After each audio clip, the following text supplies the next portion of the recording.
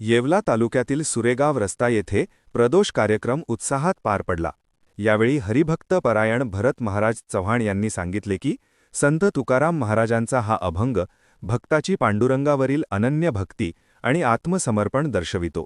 यात मन, इंद्रिये आणि स्वप्न जागृतीमध्ये पांडुरंगच, विठ्ठलच भरलेला असून विटेवर उभ्या असलेल्या साजिऱ्या रूपाचे दर्शन झाले आहे। माझ्या चित्ताने आता पांडुरंगाशिवाय दुसऱ्या कशाचाही ध्यास न घेण्याचा निश्चय केला आहे, असे तुकोबाराय सांगतात। आणिक दुसरे मज नाही आता, नेमिले या चित्तापासून या। माझ्या चित्ताने म्हणजे माझ्या मनाने आता असा ठाम निश्चय केला आहे की पांडुरंगाशिवाय मला दुसरे कोणीही किंवा कोणतीही गोष्ट प्रिय नाही किंवा दुसरे काहीही नाही। पांडुरंग मनी पांडुरंग ध्यानी, जागृती स्वप्नी पांडुरंग। माझ्या ध्यानात, मनात, जागृत अवस्थेत आणि स्वप्नातही फक्त पांडुरंगच आहे। माझ्या सर्व अस्तित्वात पांडुरंगच भरला आहे। पडिले वळण इंद्रियां सकळा, भावतो निराळा नाही दुजा। माझ्या सर्व इंद्रियांना म्हणजे डोळे, कान, मनाला पांडुरंगाच्या भक्तीचे वळण लागले आहे।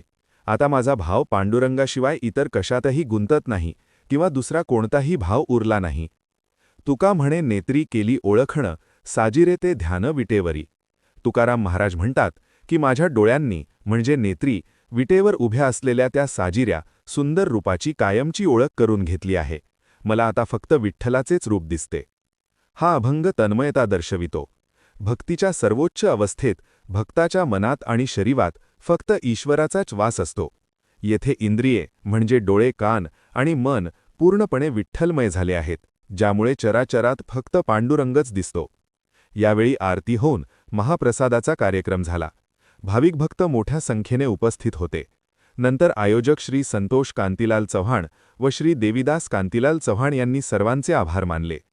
News bureau report, Sunil Gaikwad.